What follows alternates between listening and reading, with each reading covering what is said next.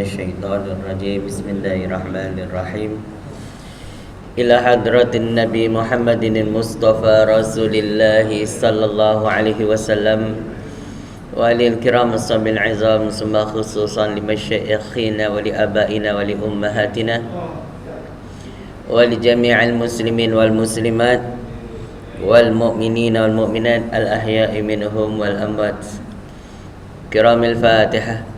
أعوذ بالله من الشيطان الرجيم. بسم الله الرحمن الرحيم. الحمد لله رب العالمين الرحمن الرحيم مالك يوم الدين إياك نعبد وإياك نستعين الصراط المستقيم صراط الذين أنعمت عليهم غير المغضوب عليهم ولا الضالين.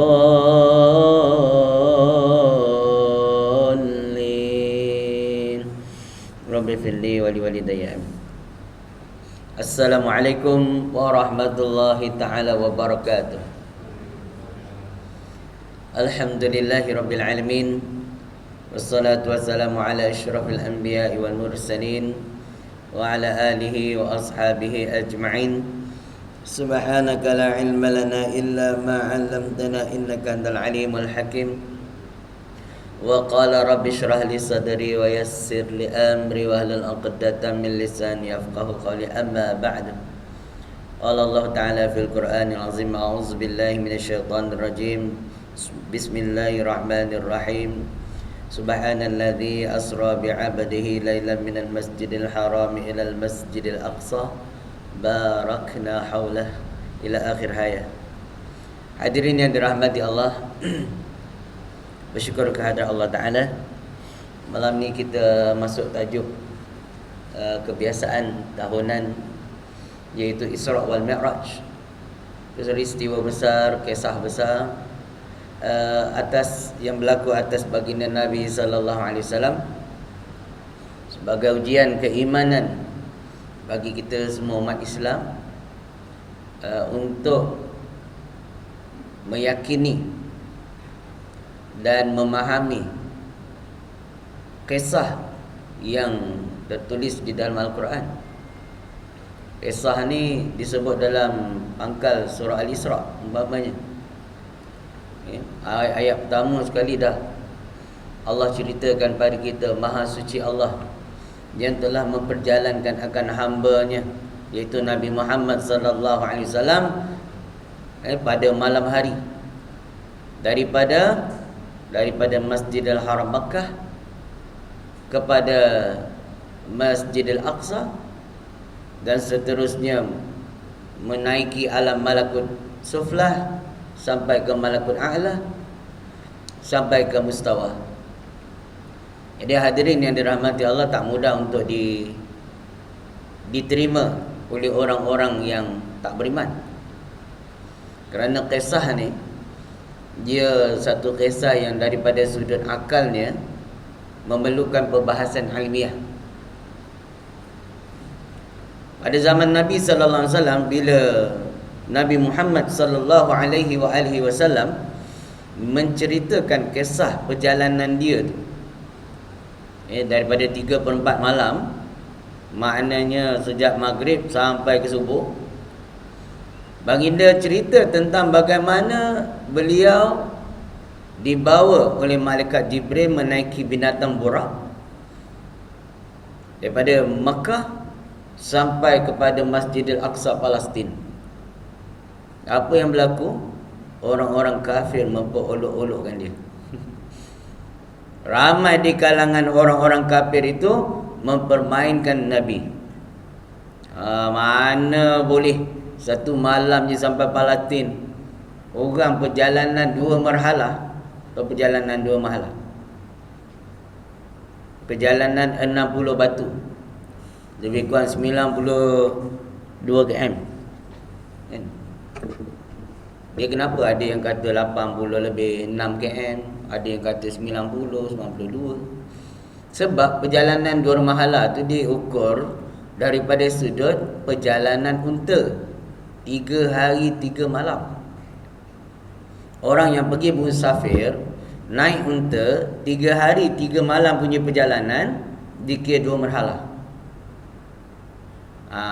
Ikut ukurannya daripada 60 batu lah, lebih kurang kita. Kenapa? Sebab ada unta di jalan laju, ada unta kurang laju. Sebab tu dia khilaf dekat situ. Ada yang kata 86 km dah sampai dah cukup lah 2 merhalah. Pasal unta dia naik kurang laju. Yang laju sikit sampai 90 km. Jadi yang dikira ialah perjalanan 3 hari 3 malam, dinamakan 2 marhalah. Bayangkan yang Nabi pergi ni ribuan kilometer,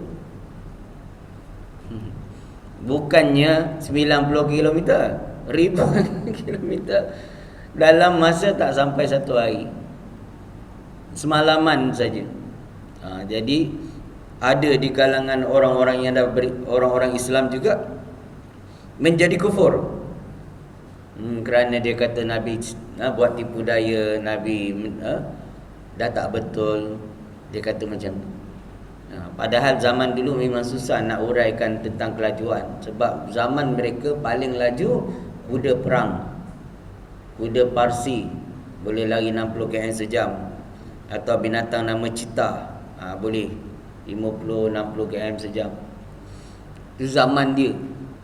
Zaman kita banyak kenderaan yang laju direka cipta manusia.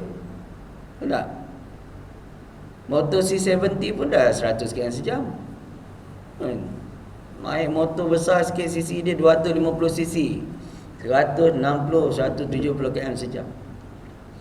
Naik motor besar sikit, mana kali 300 km sejam, 325 km sejam. Pani kali yang saya punya. Kawasaki H2O 400 km sejam. Laju. Saya daripada Sembang 4 pergi ke USJ 25 minit je. Lebih 2 marhalah. 3 hari 3 malam punya perjalanan unta, kita 25 minit melebihi dia. Punya laju zaman sekarang. Kapal terbang 800 km sampai ke 120 km sejam. Naik Concorde, kan? Concorde Airport lagi laju, jet lagi laju. Naik kenderaan kelajuan bunyi, tak? Laju. Kelajuan cahaya belum sampai. Tapi matahari diukur mengikut kelajuannya, vacuumnya, iaitu 300,000 km per saat kelajuan cahaya. Jadi apa masalahnya binatang tunggangan yang Allah datangkan bagi Nabi sallallahu alaihi wasallam untuk melalui kelajuan itu? Sebab dia binatang tunggangan daripada cahaya. Malaikat yang Allah cipta daripada cahaya tu, kelajuan dia 24 jam perjalanan dia sampai kepada malakut a'la, iaitu tempat simpanan amal, iliyin ataupun sijin, yang berada di atas langit yang ketujuh. Pertukaran malaikat shift maghrib ke maghrib, kan? Alfi al-sanah, 1000 bulan punya perjalanan, 1000 bulan punya perjalanan mereka buat dalam masa 24 jam. Tu malaikat yang catat amal kita maghrib ke maghrib. Dia catat amal maghrib, dia pergi tukar shift, dia turun balik tu dalam masa 24 jam. Pertukaran tu, maksudnya perjalanan tu yang dia tempuh tu perjalanan untuk 1000 bulan. Jauh tu 1000 bulan. Kalau kita nak pergi matahari, juta tahun cahaya baru sampai. Kalau nak pergi matahari. Tapi yang malaikat tempuh tu bukan dekat matahari tu. Matahari tu duduk pada cakrawala langit dunia. Yang Nabi tempuh ni melepasi langit yang ketujuh. Lebih, bukan dalam galaksi kita, galaksi lain. So, tuan-tuan yang dirahmati Allah. Itulah. Jadi zaman kita diuraikan pada sudut saintifiknya, kita boleh terima berlandaskan ilmu sains. Dia boleh terima benda tu berlaku. Memang ada logik akalnya kalau dia menggunakan kenderaan daripada cahaya. Kan? Baik. Jadi Nabi sallallahu alaihi wasallam pada malam 27 Rejab tu dikeluarkan hati dia, dibersihkan darah. Tempat ada dalam hati manusia ni ada satu tempat, dia nama tempat untuk bisikan syaitan.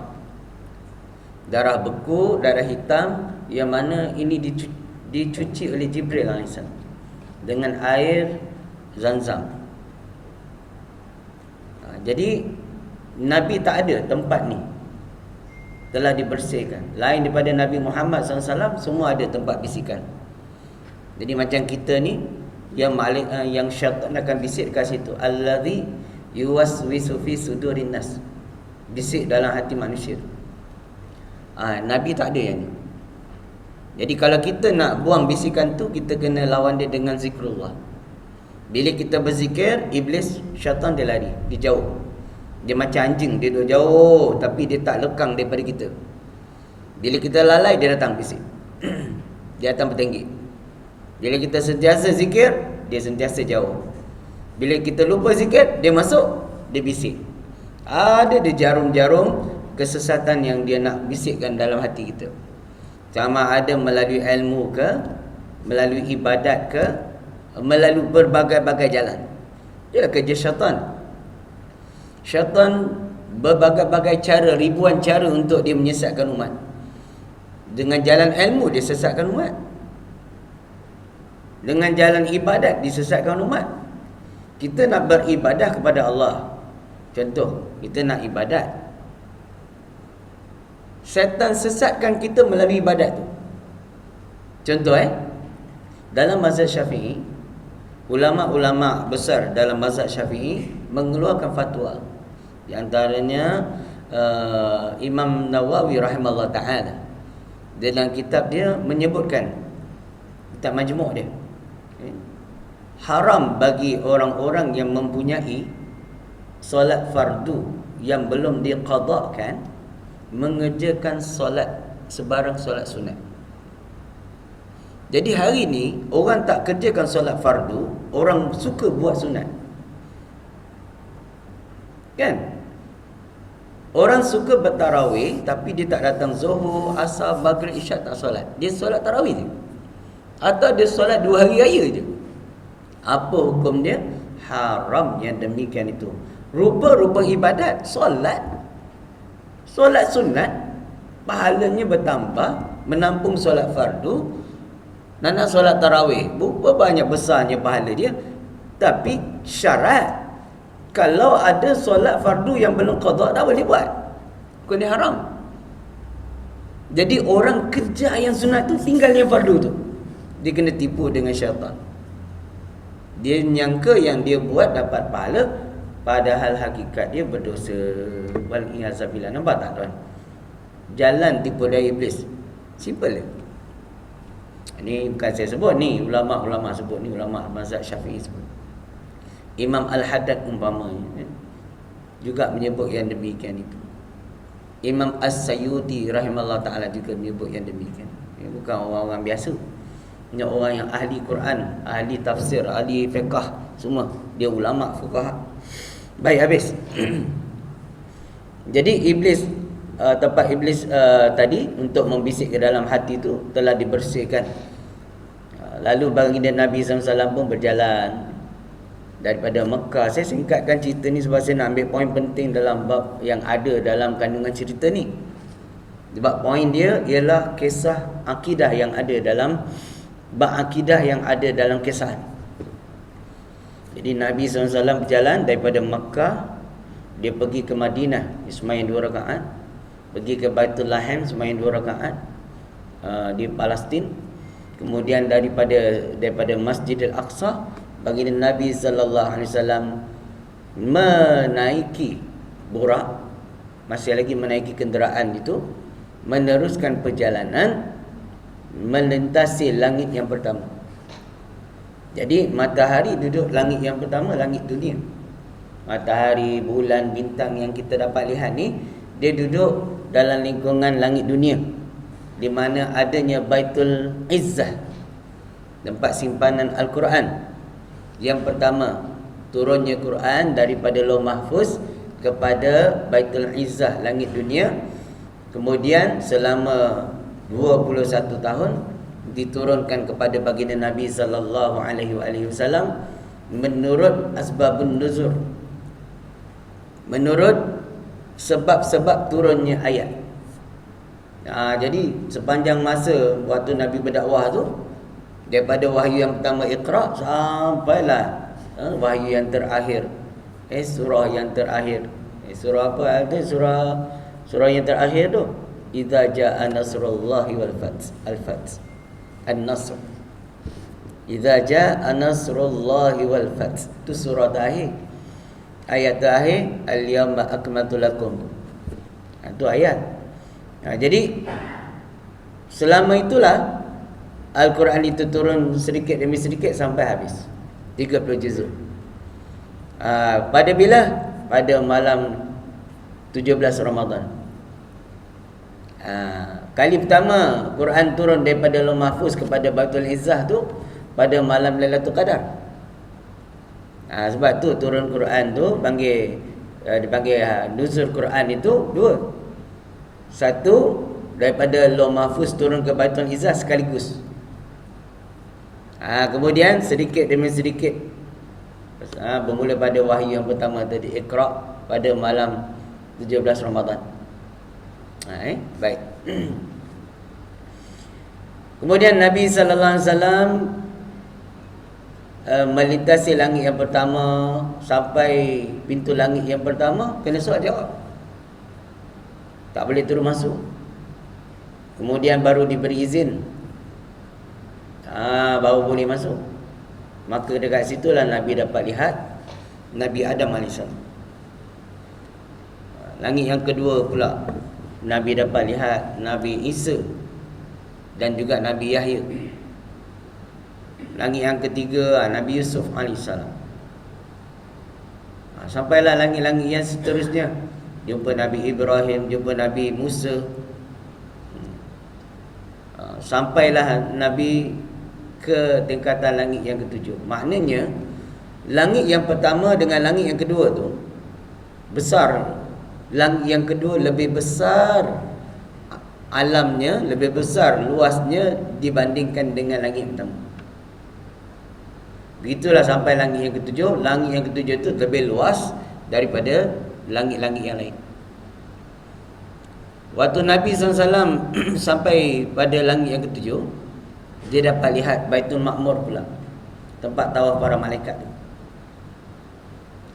Dan juga Nabi tunaikan sembahyang 2 rakaat di sini. Nabi juga dapat lihat malaikat yang tawaf di Baitul Ma'mur tu. 70,000 malaikat tawaf. Setiap kali tawaf dia takkan kembali sampai yaumil qiyamah. Jadi satu hari tak kurang 70,000 orang malaikat yang tawaf, dan malaikat yang tawaf itu tidak akan kembali tawaf sampai hari kiamat. Maknanya selagi umur dunia itu sampai sekarang, tak tahu berapa banyak makhluk yang namanya malaikat yang telah tawaf di Baitul Ma'mur. Jadi Baitul Ma'mur ini, kata Nabi SAW, berbetulan dengan Kaabah. Itulah maksudnya kalau malaikat pandang daripada Baitul Ma'mur tu turun ke bumi ni, tepat dekat Kaabah. Jadi kita nak pandang memang tak boleh lah. Kita pakai teleskop pun tak boleh nampak. Baru tingkatan langit dunia yang kita nampak tu. Pakai teropong tu, ahli astronomi tengok planet Marikh, planet Zuhal apa semua tu, Mushtari, pakai teropong. Itu dalam lingkungan langit dunia, belum sampai pintu langit pertama pun. Luasnya ciptaan Allah, tak boleh kita nak bayang. Seterusnya Nabi SAW meneruskan perjalanan ke Sidratul Muntaha. Sidratun Iaitulah pokok bidara. Muntaha, tempat perbatasan atau hentian penceraian di antara malakut sufla dengan malakut a'la. Tu panggil al-muntaha. Bahasa Arab mana al-muntaha tu penghabisan, bukan penghabisan. Tempat batas di antara dua alam. Alam malakut sufla, iaitu alam bawah, kerajaan bawah. Malakut a'la, malakut tu kerajaan atas lagi. Ada atas lagi, kerajaan tinggi, a'la tu. Jadi Nabi SAW menyatakan kepada para sahabat, pokok bidara tu daunnya seperti telinga gajah. Cuma keadaan pokok tu sangat bersinar, bergemelapan dengan cahaya yang indah. Tak pernah dilihat oleh mata kepala keindahan Sidratul Muntaha tu, sidrah. Pokok-pokok sidrah. Lalu Nabi melalui dia, melepasi dia, memasuki satu alam nama dia alam barzah atau alam malakut a'la. Di alam malakut a'la tu Nabi dapat lihat al-qalam dan juga lauh mahfuz. Al-qalam tu alat tulis segala catatan amal baik, ketentuan baik buruk manusia tu. Dan juga lauh mahfuz tu tempat tulis takdir manusia. Dan Nabi dapat lihat di sebelah kanan, Nabi dapat lihat satu benda lagi, nama dia Arash, nama dia Al-Kursi. Al-Kursi iaitu kerusi lah bahasa Arab. Kursiyun bahasa Arab maknanya kerusi, tempat duduk. Bagaimana rupa dia? Macam ada 4 tiang, ada 4 kaki dia. Sama dengan Arash juga, Nabi kata ada 4 kaki dia. Ada tiang, 4 tiang Arash tu. Kalau kursi ada 4 kaki. Jadi kursi ni dia adalah makhluk yang besar. Dia sangat luas, dia lebih luas daripada 7 petala langit dan bumi.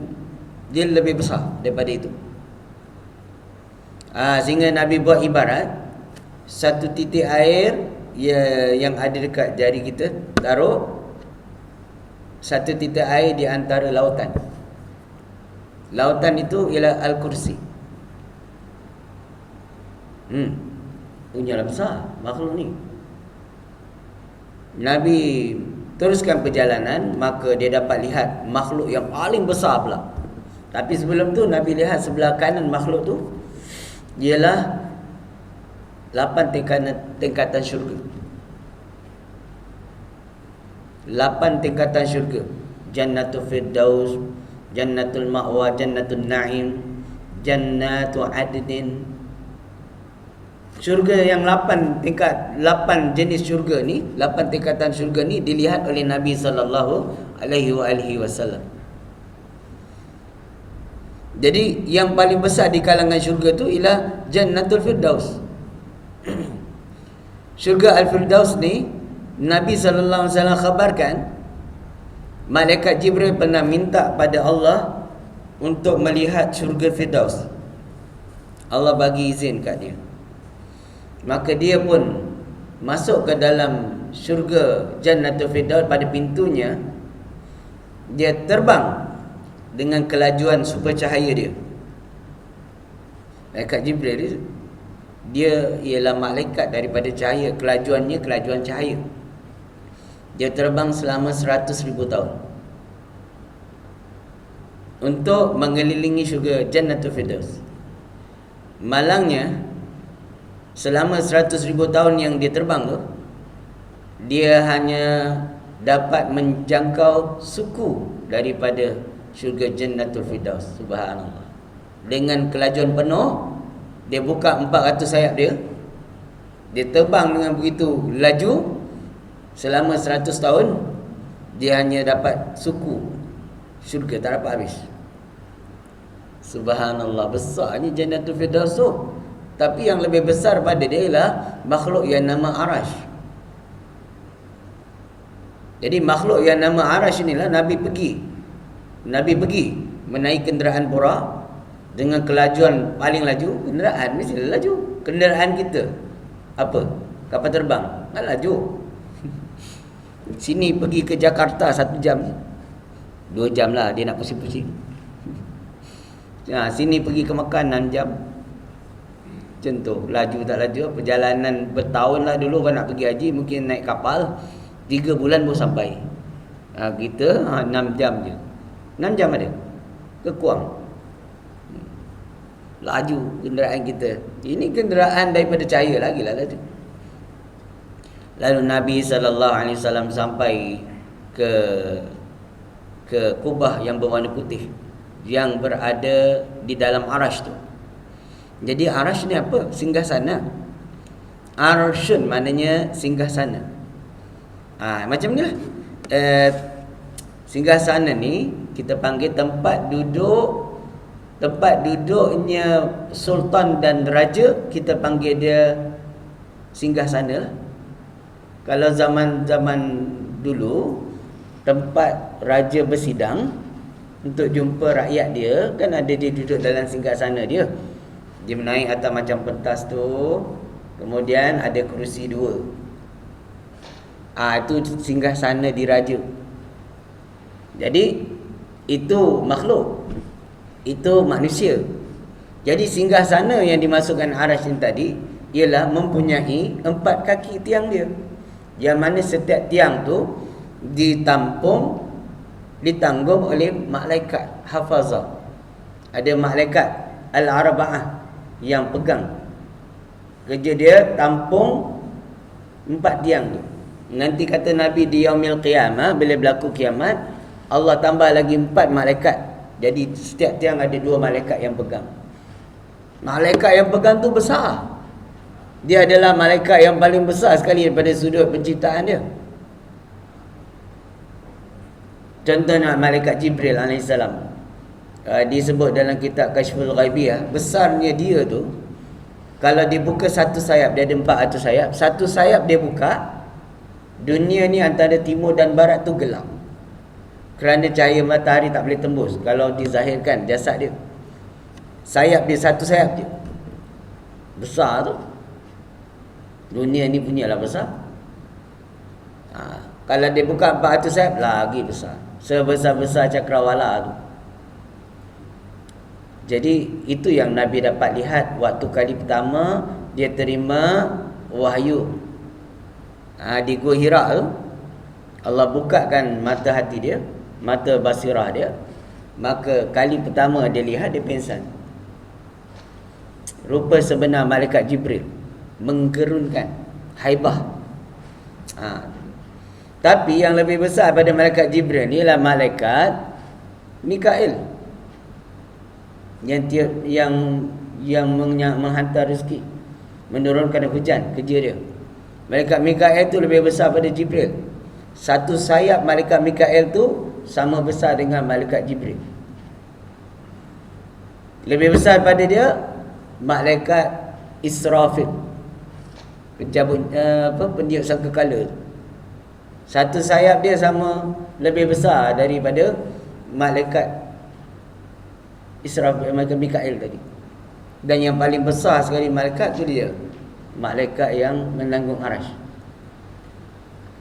Subhanallah. Jadi macam mana besar, wallahu alam. Jadi cerita dia tak sampai sini. Nabi SAW masuk ke dalam kubah berwarna putih, sampai ke Hadiratul Qudsiyah, dipanggil Al-Mustawa. Maka dekat sana baginda Nabi SAW dapat berbicara langsung dengan menerima wahyu Allah secara langsung berkenaan dengan kefarduan solat. Jadi bagaimanakah keadaan Nabi SAW ketika itu? Iaitu Nabi hal keadaan dapat melihat Allah. Itu nombor satu.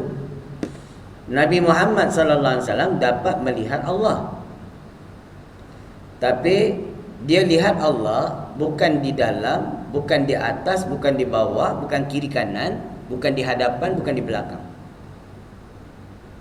Bagaimana rupa Nabi SAW melihat tu, Nabi kata laisa kamislihi syai'un. Tiada ilmu yang dapat menghuraikan bagaimana keadaan dia melihat Allah. Dalam sabdaan hadis Nabi SAW, Nabi sebut, satarawna rabbakum kama tarawna kal qamar lailatal badr atau kama qala. Kata Nabi, selagi akan datang, maknanya di yaumil qiyamah, kata Nabi, kamu semua akan dapat melihat Tuhanmu. Nabi kata kita semua akan dapat melihat Tuhan. Melihat tu, hal keadaan melihat tu seperti mana kamu dapat melihat bulan di malam purnama. Jadi bulan kal qamar, seperti kalimah ka ni, tafriq ni menghuraikan makna dapat melihat secara langsung dan jelas, tidak dihalangi oleh apa-apa batasan. Jadi kita bukan membawa maksud melihat Allah tu seperti kita lihat bulan di atas langit, bukan. Tapi nak bagi tahu kita pasti akan dapat melihat dengan jelasnya. Diumpamakan dapat melihat bulan di malam purnama dalam keadaan tidak dihalang oleh sebarang gangguan awan dan sebagainya. Tuan-tuan lihat bulan tu ada kat dalam bumi? Tak ada. Ada di luar bumi. Tidak. Baik. Nak azan dulu ke? Biasa terus ke azan? Terus. Okey, baik. Nak urai bab tauhid ni tak boleh tu langsung. Kalau ada nak azan boleh azan dulu. Yang sesama.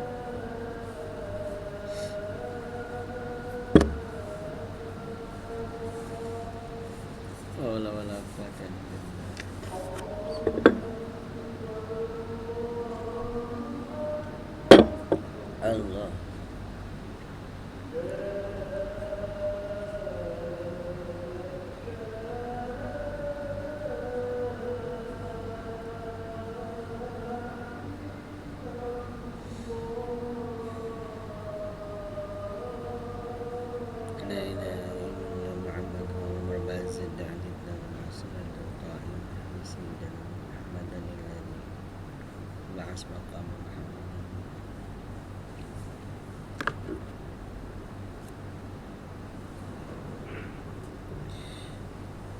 Alhamdulillah. Hadirin yang dirahmati Allah, kembali pada kisah penting dalam peristiwa Isra wa Mi'raj, ialah berkenaan dengan berjumpanya Nabi Muhammad sallallahu alaihi wasallam, atau dengan kataan yang lebih sesuainya, menghadapnya Nabi Muhammad sallallahu alaihi wasallam dengan jasad dan rohnya kepada Allah Subhanahu wa taala. Jadi perlu dihuraikan berkenaan maksud menghadap tu. Kerana daripada sudut ilmu usuluddin ataupun ilmu akidah, Allah Subhanahu wa taala ialah Tuhan yang tiada sebarang persamaan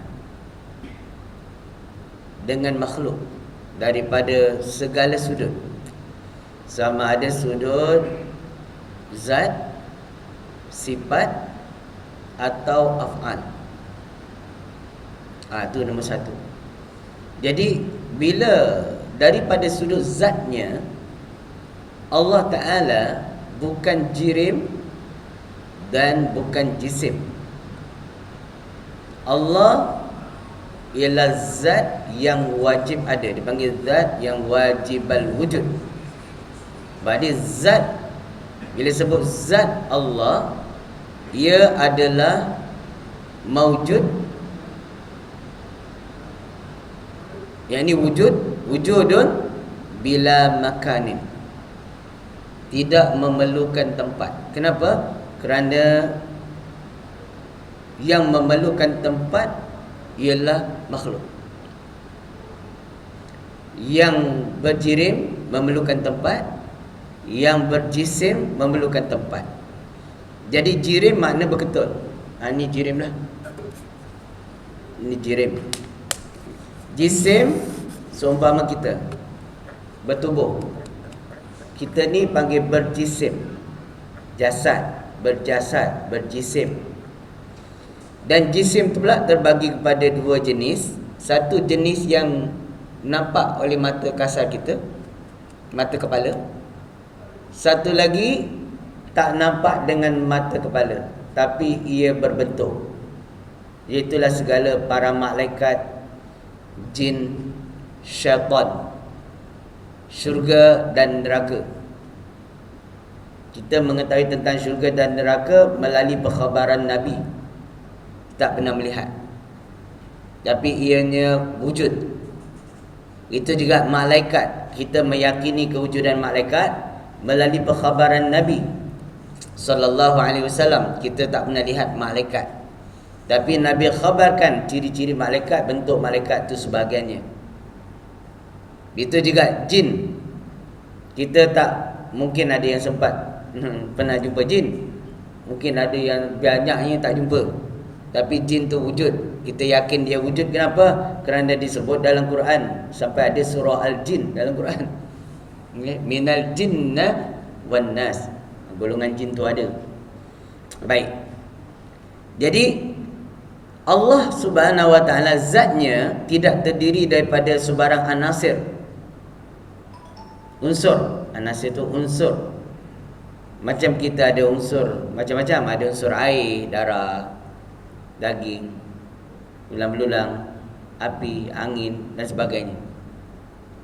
Adapun Allah Ta'ala zatnya tidak terdiri daripada sebarang anasir tu. Baik.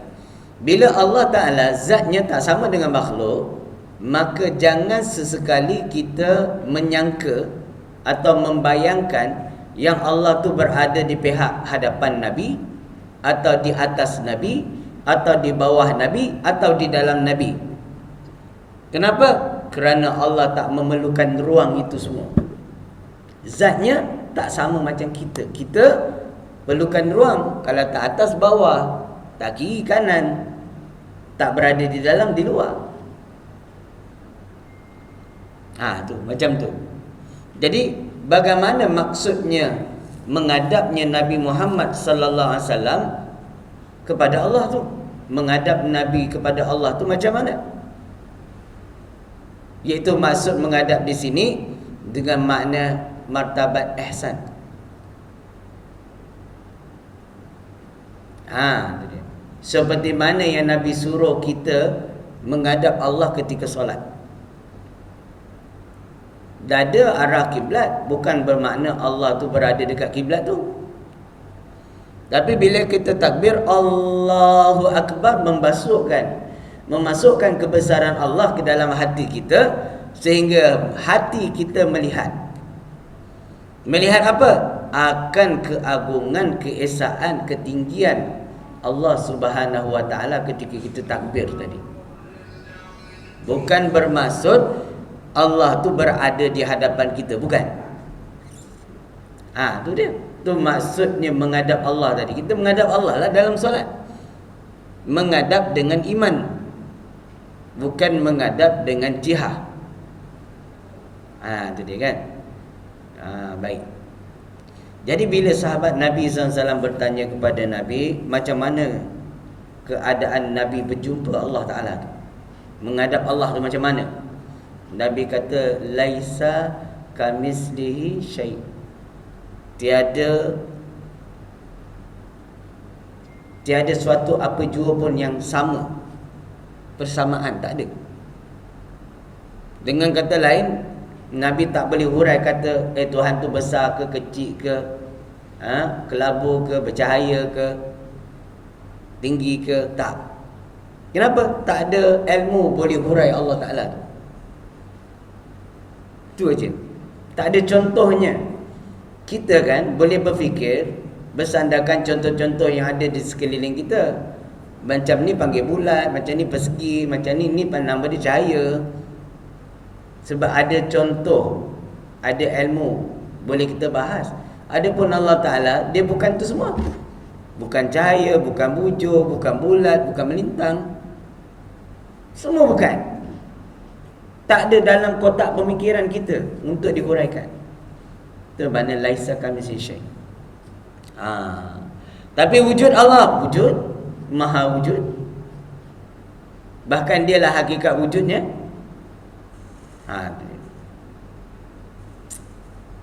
Wallahu alam. Bila cerita pasal Allah, tak boleh lebih pada tu sebab tak ada ilmu nak dihuraikan. Hanya boleh memahami dan mengimani. Tak ada huraian atau bayangan yang boleh kita buat contoh. Tak ada. Baik. Dr. Profesor Haruddin Arwah-Yarham ni pernah mengkisahkan satu cerita yang boleh mendatangkan kefahaman tentang maksud laisa kamitslihi syai'.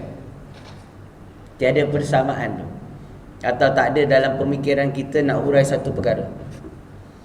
Dia cerita, saya suka bawa cerita ni. Dia kata, kita pergi tangkap ikan dekat dalam kolam. Lepas tangkap ikan, kata ikan belaga lah. Kita tangkap ikan tu, kita masuk dalam botol yang transparent macam ni. Kita bawa ikan tu keluar daripada paya, bawa ke rumah kita. Dalam perjalanan, ikan tu dia dapat lihat kereta Toyota, dia dapat lihat Lamborghini, dia dapat lihat motor pandai-kali. Contohlah. Lepas tu ikan ini dibuang balik dekat kolam yang sama. Ikan yang melalui pengalaman ini, yang keluar daripada paya kolam tu, keluar daripada alam dia, melihat alam kita, dia cerita dekat orang, dia cerita dekat kawanan dia yang ada dalam kolam tu. Dia kata di atas sana ada benda yang sangat indah, cantik. Nama dia motor pandai-kali. Ikan yang dalam kolam tu, dia kata something wrong about your head. Mana dia? Dia tak boleh nak urai. Dan andai kata ikan tadi tu nak cerita berupa bentuk pandai gali, tak ada kat dalam kolam tu. Yang ada daun. Ni kolam tak tercemar lah. Kalau dalam kolam dah ada motor kena curi tu lain cerita.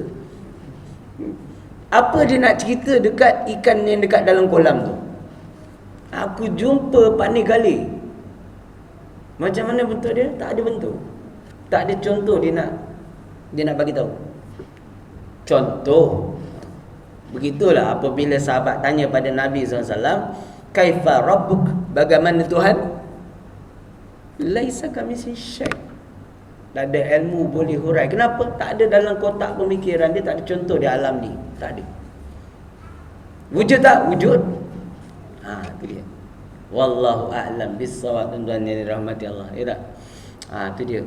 Jadi kemuncaknya, kesimpulannya ialah kita tak boleh sesekali mendakwa atau beriktikad Tuhan itu berada di atas arasy. Tak boleh. Kenapa? Kerana arasy itu makhluk dan dia adalah berjirim atau berjisim. Sedangkan Allah walam yakul lahu kufuwan ahad. Tidak ada yang sebanding, yang sama tara dengan dia.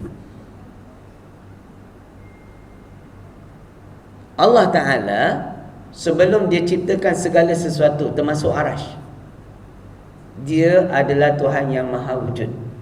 Belum ada ruang diciptakan oleh Allah. Bila Allah ciptakan makhluk, ciptakan alam, baru wujudnya ruang, baru wujudnya tempat. Jadi semua benda ni belum diwujudkan Allah. Allah maha wujud. Sebab tak boleh kata Allah tu ada di arasy, ada di atas langit. Tak boleh.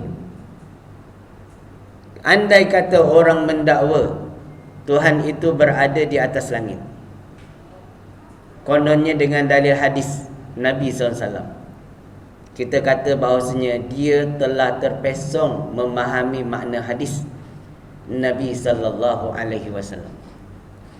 Tak mungkin sebagai Tuhan dia berada di atas langit. Tak mungkin. Walaupun dalam hadis kudusinya kita pernah dengar Allah 2/3 malam turun langit yang pertama, yakni langit dunia, menerima doa orang yang berdoa, mesudi mengampuni doa orang yang mohon ampun. Ini hadis dipanggil hadis mutasyabihat. Dia tak boleh faham zahir. Yang dia boleh faham kalam ibarah. Nak bagi tahu yang Allah rahmatnya, pengampunannya terbuka luas bagi hamba-hambanya. Pintu langit sehingga pintu langit yang pertama. Maksudnya bukan mana Allah daripada arasy turun ke langit dunia, bukan. Kenapa? Mana mungkin sebagai Tuhan dia ada ciri-ciri besar kemudian boleh jadi kecil pula, boleh menyusup masuk ke langit pertama pula, duduk pula di atas arasy. Mana mungkin? Mustahil yang demikian tu. Yang boleh duduk atas arasy, yang boleh duduk atas langit mesti berjirim atau berjisim. Dia berbentuk, dia berupa, dia berketul, baru boleh duduk di atas suatu. Macam ni, dia boleh duduk atas ni sebab dia berketul. Dia berjasad, dia boleh duduk. Sedangkan Allah, dia bukan berjasad. Allah Ta'ala dia bukan berbentuk, dia bukan berupa. Kerana bentuk, rupa semua makhluk yang dia ciptakan. Dia mesti bersalahan dengan makhluk yang dia ciptakan. Daripada sudut pengajian Usuluddin, Ahli Sunnah wal Jamaah menetapkan konsep ni dinamakan mukhalafatuhu ta'ala lil hawadis. Yang ni tiada sebarang persamaan Allah atau bersalahan Allah dengan setiap yang baharu, yakni dengan setiap makhluk. Apa yang ada pada makhluk tidak boleh ada pada Allah Ta'ala. Mustahil. Mustahil ada. Wallahu a'lam bisawab. Jadi itulah dia. Wallahu a'lam bisawab. Ada apa sebarang soalan nak tanya?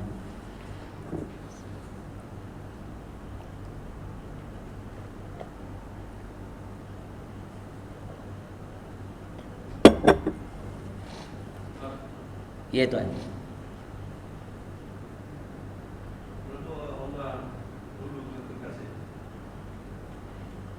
Kenapa Allah perlukan kekasih?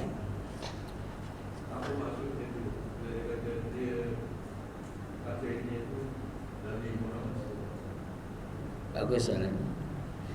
Baik, daripada sudut perkataan itu kita panggil mubalaghah. Kalam mubalaghah. Maknanya perkataan yang dipenuhi dengan ilmu yang tersirat. Tersurat dan yang tersirat. Mubalaghah ni dia iaitu perkataan yang lebih daripada maksud dia. Mubalaghah. Contoh saya kata kalam mubalaghah ni, orang Arab dia sebut al-bahru fil masajid. Bermula lautan berada di dalam masjid. Daripada sudut akal kita, mana ada dekat lautan dekat masjid? Masjid kecil, lautan besar. Yang dimaksudkan dekat situ mubalaghahnya ialah dalam masjid tu ada satu orang ulama besar yang ilmunya lautan, yang ilmunya luas. Dia ulama besar tu diibaratkan seperti al-bahru, iaitu diibaratkan seperti lautan. Baik, itu panggil kalam mubalaghah. Itu juga dalam cerita Nordin Ahmad menggunakan kalam mubalaghah orang Melayu. Intai kami antara nampak, esok jangan layu-layuan ke apa? Kan? Tu bahasa dia. Hendak mati di hujung kuku, hendak berkubur di telapak tangan. Ini bahasa kalau ikut akal logik biasa, kataan ni tak boleh dipaham melalui itu. Mana mati hujung kuku, cocok pakai kuku ke? Tanam berkubur tapak tangan yang kecil ni mana boleh. Tapi dia nak bawa maksud lain, maksud yang lebih luas pada tu. Okey, itu. Baik Jadi apa maksud kekasih Allah? Nabi Muhammad sallallahu alaihi wasallam tu digelar sebagai kekasih Allah. Nabi Musa alaihissalam digelar sebagai kalamullah, Khalilullah ataupun kalamullah. Baik. Kalau bila dibangsakan bagi kekasih Allah tu, kalimah ni dalam bahasa Arab dia panggil, selain mubalaghah, dia panggil idafah.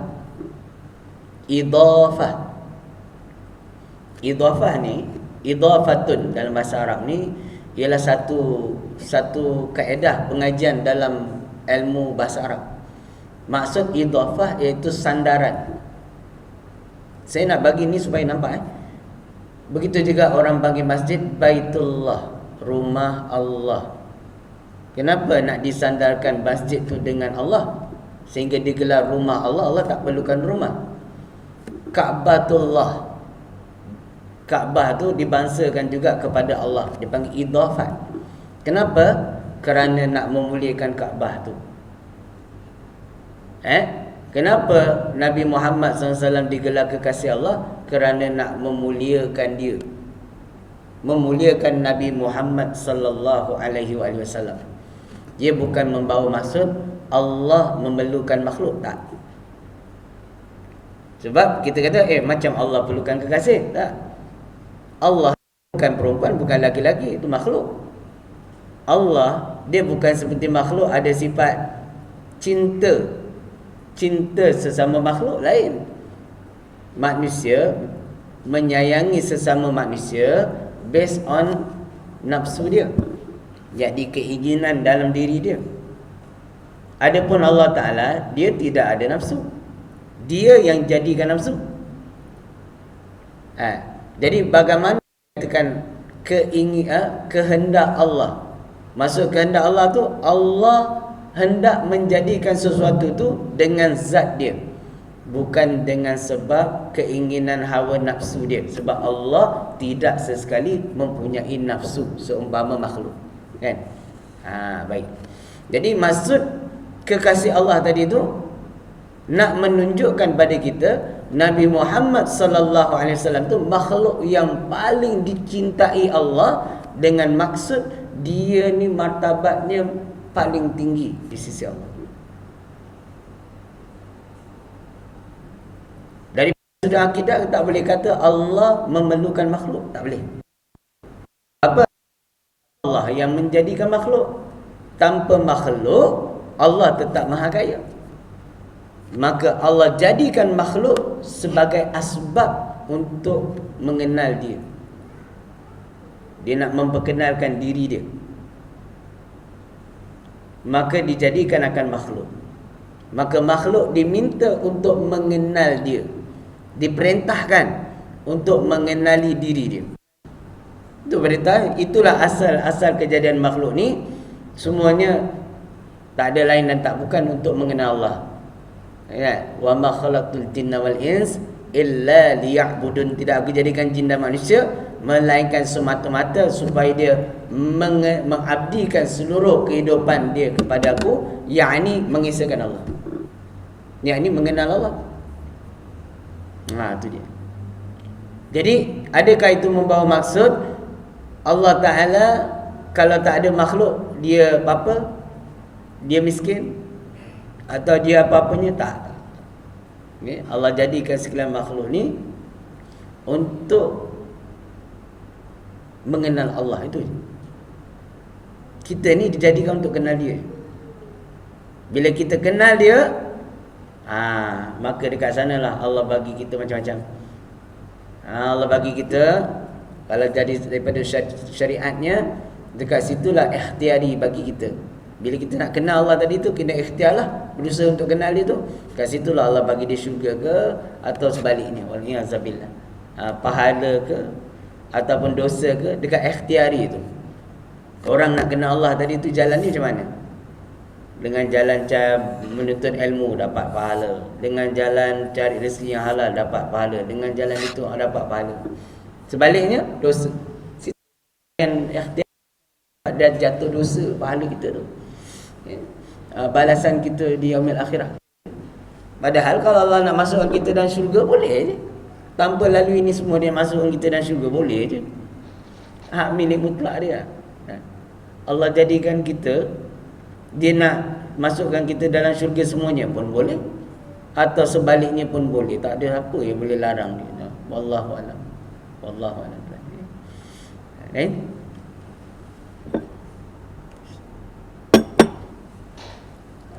Ya.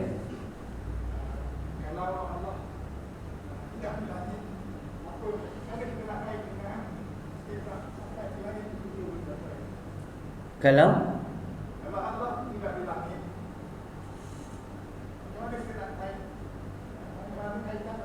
kenapa mesti naik sampai langit ke-7? Bagus soalan ni, saya suka.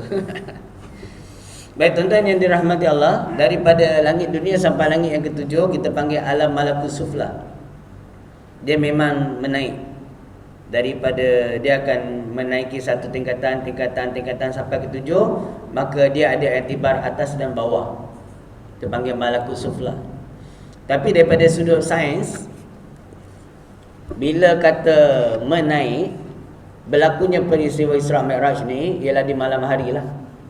Ini bumi.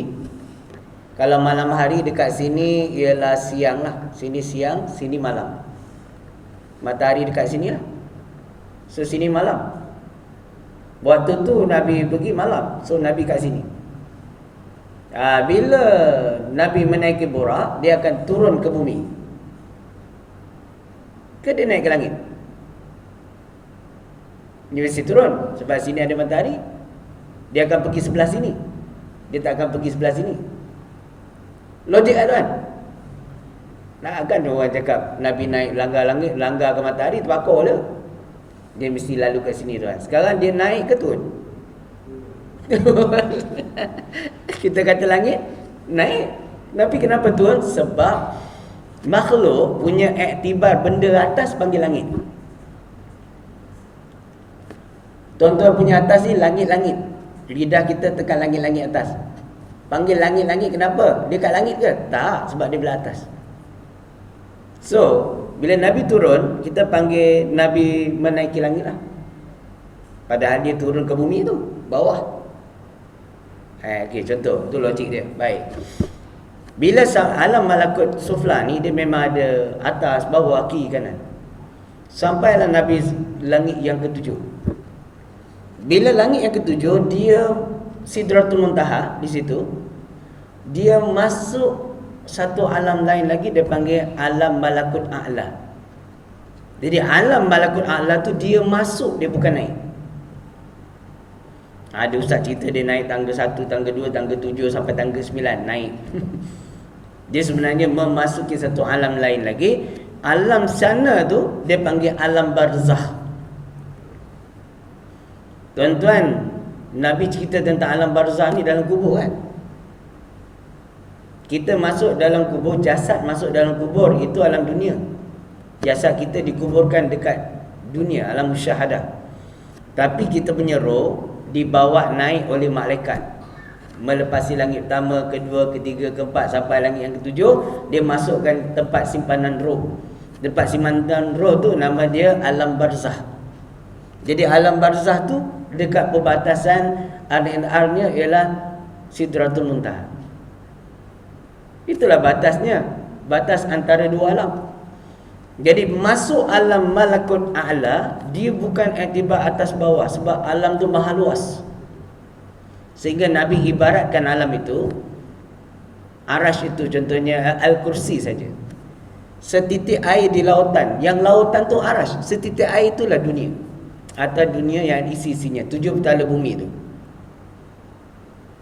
Ayat Quran sendiri menyebut wasi'a kursiyyuhus samawati wal ard. Keluasan, wasi'ah tu makna keluasan bahasa Arab. Keluasan al-kursi, luasnya kursi itu kata Allah Ta'ala meliputi 7 petala langit dan bumi. Wasi'a kursiyyuhus samawati wal ard. As-samawat langit, ard bumi. Kursi itu. Jadi setengah ulama menyatakan al-kursi itu ialah sejenis alam, bukan kerusi. Kebanyakan ulama kata dia kerusi, tapi bagaimana rupa dia? Ada 4 kaki. Bagaimana rupa? Wallahu a'lam. Tapi sebahagian yang lain kata dia satu alam yang luas, alam al-kursi. Baik. Kemudian Nabi meneruskan perjalanan dalam memasuki alam malakut a'la tadi tu, sampai dilihatnya segala macam perkara yang ajaib tadi tu. Lihatnya syurga, ahli syurga, lihatnya neraka. Di bawah arash sebelah kiri ada alam zulumah, alam kegelapan. Dekat sana ada neraka 7 tingkatan, yang Nabi lihat orang kena seksa apa semua ni. Dalam satu malam tu, dengan kelajuan, dengan mukjizat yang Allah kurniakan kepada Nabi tadi tu, Nabi dapat lihat semua benda ni. Lalu Nabi khabarkan kepada kita bentuk syurga macam mana, neraka macam mana, yang kena azab macam mana, yang dapat nikmat macam mana. Jadi bila kata memasuki alam arash, dia satu perkara yang lain. Dia bukan lagi iktibar atas bawah. Saya bagi satu contoh alam lah. Alamul misal yang kita hadapi, iaitu alam mimpi, tuan-tuan. Mimpi satu alam juga. Tapi bila tuan-tuan mimpi, tuan-tuan dapat lihat tuan-tuan tengah bercakap dengan seseorang. Siapa yang lihat? Alam seni tu, mimpi tu. Siapa yang? Mata ni dah tutup. Mata kita tidur, tak function. Telinga kita pun tak function, bom meletup pun tak dengar, tidur mati. Tapi boleh dengar dia bercakap dalam mimpi tu. Dia bukan alam zahir, alam mimpi. Boleh ke? Kita boleh lompat hati zoom bang, macam-macam boleh. Macam ala khayalan. Alam juga. Tak sama dengan alam dunia kita di atas bawah ni. Apatah lagi alam malakut a'la, lagi lain. Sebab apa? Pernah malaikat Jibril nak minta terbang mengelilingi arash. Dia tak berdaya untuk mengelilingi arash tu. Malaikat Jibril dalam kisah dia. Wallahu a'lam bisawab. Jadi bila kata Nabi dalam peristiwa Isra Mi'raj ini menaiki langit, tuan-tuan jangan pandang zahir kata oh Allah berada di atas, tak. Sebab saya buktikan tadi, dia sebenarnya kat bawah. So Allah kat bawah lah, bukan kat atas.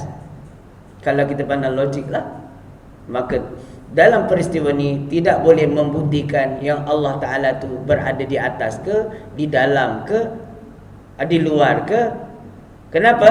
Kerana dia bukan peristiwa nak menunjukkan Tuhan itu bertempat, tapi dia nak bagi tahu kat kita yang Nabi SAW telah pergi ke satu pusat pemerintahan alam malakut a'la yang sangat hebat, sangat luas pemerintahan Allah Ta'ala ni. Nak beritahu pada kita Nabi dimuliakan Allah dengan peristiwa ni sebagai mukjizat dia.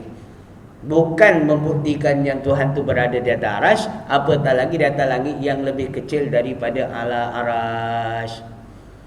Buktinya daripada akal kita ni sebagai nazar untuk mengenal Allah ni, akal kita ni Allah bagi untuk mengenal Allah selain daripada Quran dan Sunnah. Jadi Quran dah bagi tahu laisa kamitsli syai'. Allah tiada persamaan dengan makhluk. Dia bukan atas, bukan bawah, bukan kiri, bukan kanan, bukan bercahaya. Itu semua bukan. Dia tak memerlukan tempat. Itu semua disebut dalam Quran dan Sunnah. Jadi yang kita ada akal ni tadi, Allah yang maha hidup tu sebelum ciptakan semua benda tu, di mana Allah?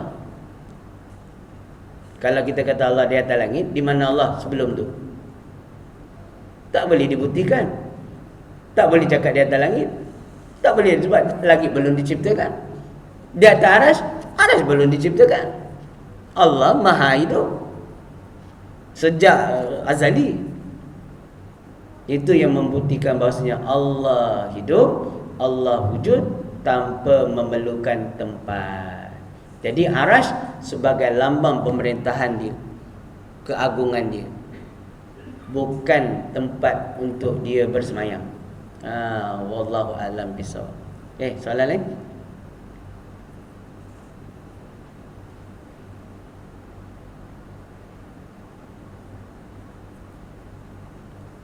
Ada lagi tuan? Tanya tuan, Bab Usuluddin dia kena habis-habis. Dia tuan.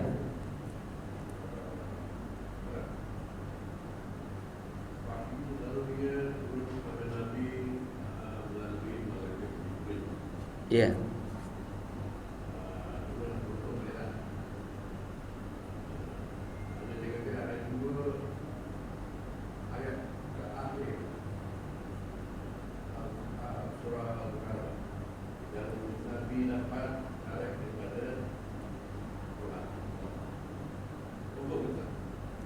Dua ayat terakhir Nabi dapat direct pada Allah. Malam Mi'raj, betul. Iaitu ayat berkenaan kefarduan solat.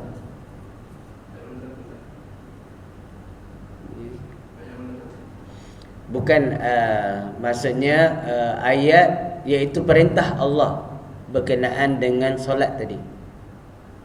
Bukan wahyu terakhir. Wahyu terakhir berbunyi al-yawma akmaltu lakum dinakum. Ini hari ini telah sempurnalah agama bagi kamu. Itu ayat terakhir. Itu wahyu terakhir. Tapi ada ayat dua ayat yang Nabi kita direct kepada Tuhan. Tidak Nabi itu. Dua ayat dia kata pada ayat Al-Baqarah ayat kedua terakhir. Ya. Ayatul Kursi. Baik. Dalam malam Mi'raj ni ada dua ayat yang ada dua perkara yang Allah kurniakan pada Nabi. Satu, suratul Fatihah.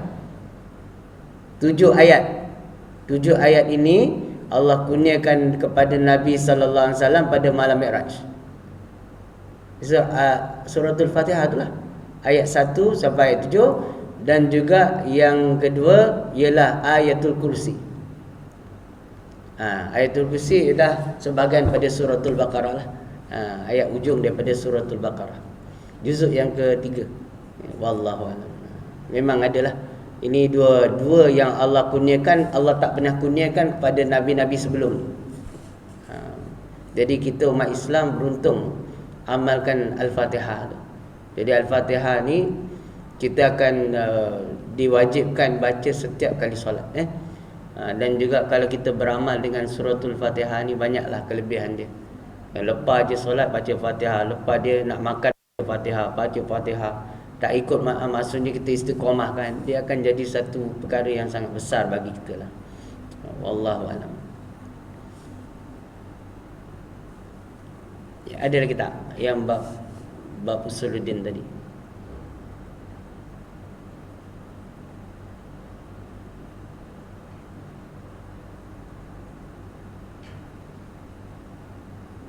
Ada. Wallahu a'lam. Bismillahirrahmanirrahim. Qulubana minal hidayah kama nawarta 'ala syamsi abadan bi rahmatika ya arhamar rahimin. Walhamdulillahirabbil alamin. Taqabbalallahu minkum.